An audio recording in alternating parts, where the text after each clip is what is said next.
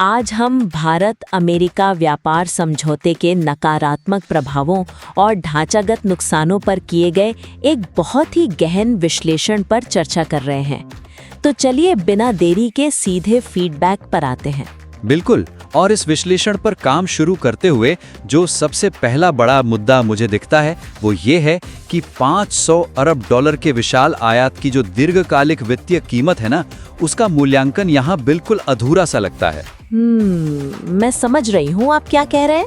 मतलब सामग्री में व्यापार घाटे के जोखिम की थोड़ी बहुत आशंका तो जताई गई है, लेकिन ये स्पष्ट नहीं किया गया कि अगले 5 वर्षों में अमेरिका से जो 500 अरब डॉलर का सामान आना है, जिसमें ऊर्जा और प्रौद्योगिकी शामिल हैं, वो बिना किसी पारस्परिक आयात गारंटी के भारत के मौजूदा व्यापार अधिशेष को किस तरह पूरी तरह से नष्ट कर देगा। हाँ, जब मैं इसे पढ़ रही थी तो मुझे भी यही लगा।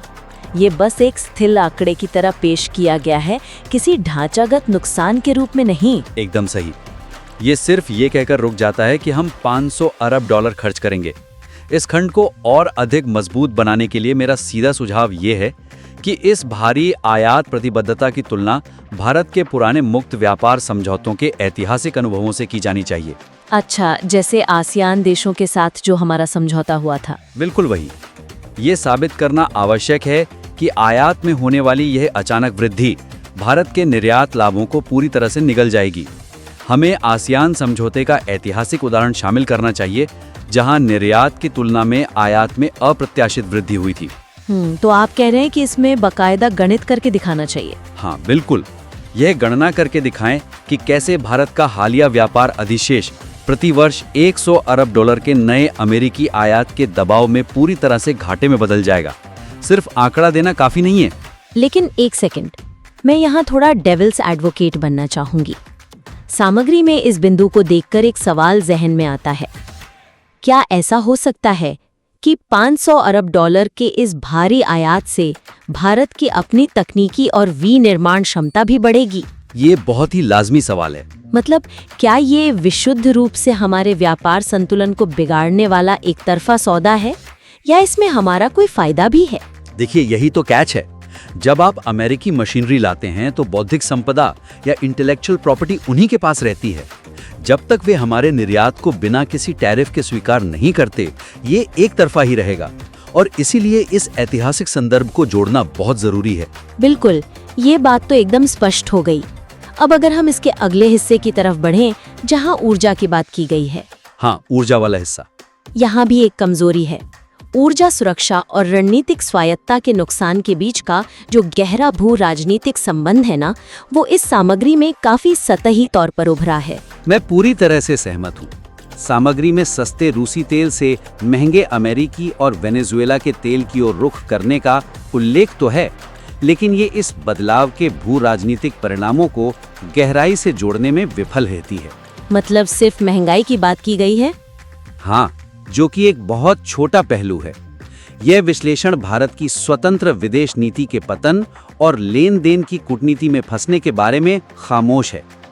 तो मेरा सुझाव यह है कि ऊर्जा आयात के वृहद आर्थिक बोझ को रणनीतिक भेद्यता के साथ मिलाया जाना चाहिए। रणनीतिक भेद्यता मतलब आप रणनीतिक खतरे की बात कर रहे हैं? बिल्कुल। ये स्पष्ट रूप से दिखाएं कि कैसे रूस को छोड़कर अमेरिका पर निर्भर होना भारत के लिए एक दो तरफा खतरा है। यह केवल ऊर्जा स्रोत बदलने की बात नहीं है, यह एक भू राजनीतिक जाल है। और मुझे लगता है कि इस जाल को समझाने के लिए हमें चीन का उदाहरण लेना चाहिए, जो कि सामग्री में कहीं है ही नहीं। एकदम सटीक, यही वो ठोस उदाहरण है जिसे शामिल किया जाना चाहिए। चीन के दुर्लभ खनिजों या रेयर अर्थ्स पर एकाधिकार का उदाहरण दें। दुनिया की 60% खनन क्षमता और 85% रिफाइनिंग क्षमता चीन के पास है।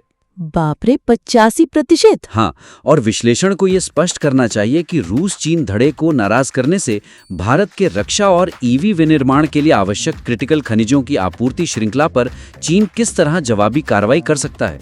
मुझे यहाँ जो बात बहुत दिलचस्प और थोड़ी चिंताजनक लगती है, वो ये है कि क्या हम वास्तव में अपनी रणनीतिक स्वायत्ता की रक्षा कर रहे हैं, या सिर्फ अपनी निर्भरता का केंद्र मॉस्को से हटाकर वॉशिंगटन की ओर स्थानांतरित कर रहे हैं? यही सवाल तो विश्लेषण से उभर कर आना चाहिए था।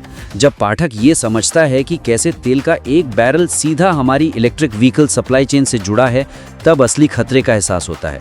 बिल्कुल। अब ये भू राजनीतिक खतरा सिर्फ हमारी सीमाओं तक तो सीमित नहीं है ना, इसका असर सीधे हमारे घर के भीतर भी होता है। और ये हमें हमारे तीसरे मुख्य बिंदु पर ले आता है। बिल्कुल, शून्य शुल्क या जीरो टैरिफ नीतियां। हाँ, सूक्ष्म, लघु और मध्यम उद्यमों यानी MSME तथा किसानों पर पड़ने वाले शून्य शुल्क के दबाव का यथार्थवादी चित्रण और अधिक मारक होना चाहिए। एकदम सही। सामग्री में यह चेतावनी दी गई है कि अमेरिकी सामान घरेलू बाजार में भर जाएगा, लेकिन कमजोरी यह है कि यह स्पष्ट रूप से ये नहीं दर्शाती कि यह प्रतिस्पर्धा कितनी असमान है। हाँ, बस ये लिख दिया गया है कि सस्ते और उच्च गुणवत्ता वाले अमेरिकी सामान आएंगे। वही तो।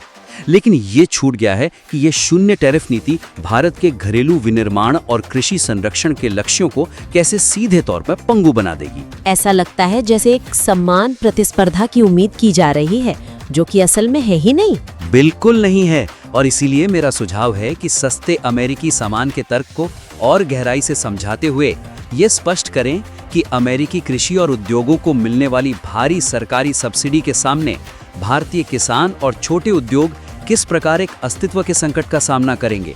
मतलब उन्हें जो भारी भरकम आर्थिक मदद मिलती है, उसकी वजह से वो सस्ते हैं, न कि वो बहुत कुशल हैं। एकदम सही। अमेरिकी सामान इसलिए सस्ता है क्योंकि उनके पास फार्म बिल जैसी नीतियां हैं।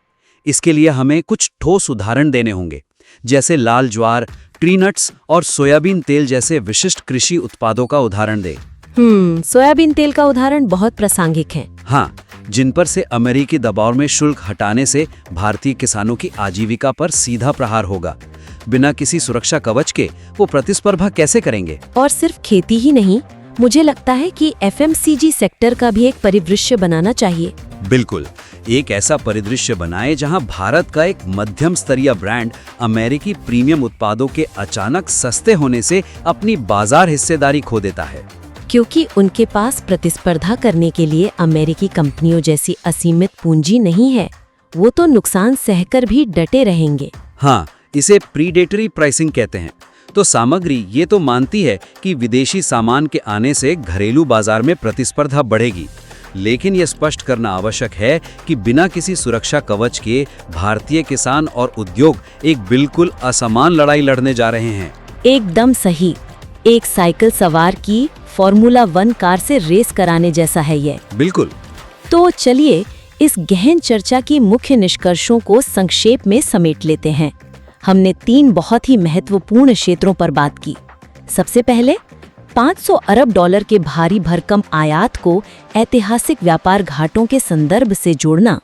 दूसरा, ऊर्जा सुरक्षा की कीमत पर रणनीतिक स्वायत्तता से समझौता करने के भू राजनैतिक खतरों को, खासकर चीन के रेयर अर्थ खनिजों के एकाधिकार के साथ मिलाना। बिल्कुल। और अंत में MSME तथा किसानों पर पड़ने वाले शून्य टैरिफ के असमान दबाव को ठोस उदाहरणों जैसे सोयाबीन तेल और FMCG ब्रांड्स के जरिए स्पष्ट करना। मुझे लगता है कि इन सुझावों को लागू करने से ये विश्लेषण बेहद मजबूत और अकाट्य बन जाएगा। कारण और प्रभाव का जो संबंध है वो एकदम साफ हो जाएगा। बिल्कुल, हम इस बेहतरीन प्रयास की सराहना करते हैं। विषय बहुत ही जटिल है और सामग्री में बहुत दम है। हम आमंत्रित करते हैं कि इन बदलावों को शामिल करने के बाद इस सामग्री को और अधिक फीडबैक के लिए फिर से प्रस्तुत किया जाए। आज की चर्चा में बस इतना ही।